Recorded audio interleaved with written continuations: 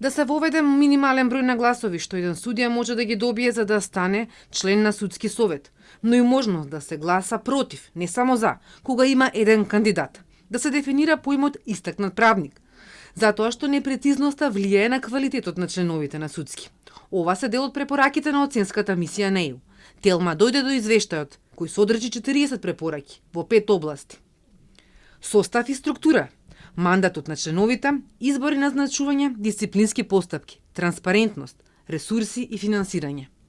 Експертите предлагаат изборот на членови кои не се суди да биде по принципот на изборот на антикорупционерите. Министерот за правда и председателот на Врховен да не бидат членови на судски.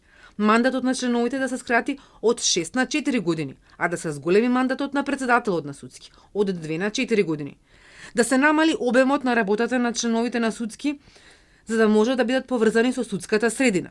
Член на Советот да не може да биде избран за судија или председател не само за време на неговиот мандат, туку и најмалку 1 година потоа. Се препорачува подетално регулирање на дисциплинската постапка за членовите на судски. Да се размисли за воспоставување постапка за разрешување на председателот на судскиот совет, која ќе вклучува основи за одговорност, што треба да биде предвидено со закон. Обезбедете процедурална разлика помеѓу разрешување како председател и како член на судскиот совет. Размислете за поведување на таква постапка од минимум 2 членови на судскиот совет. Бројот на гласови потребни за таквата одлука и дали постапката ќе биде јавна или затворена. Кога не се избираат прворангираните судии, туку пониско рангираните, се препорачува членовите да ги аргументираат ваквите одлуки. Расправите во дисциплинските постапки за судиите да бидат јавни, а во закон да се наведе исклучоци кога јавноста треба да биде исклучена.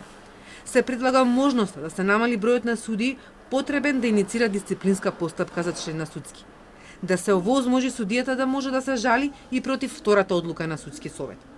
Препорака има и во однос на подобрување на транспарентноста, но и за тоа дека владата треба да обезбеди финансиска независност на судството, затоа што моменталниот буџет не е доволен да ги покрие сите трошоци на судството. Според оценската мисија, покрај законските измени, потребна е имплементација со добра волја и почитување на принципите на интегритет, отчетност и транспарентност.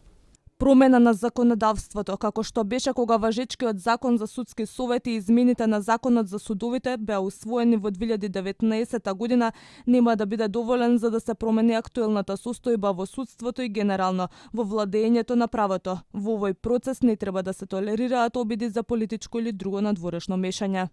Во делот за општите препораки во извештајот се потенцира дека членовите на судски треба да ги извршуваат своите должности според највисоките етички стандарди. И вие се согласувате дека власт извршната и дека ќе се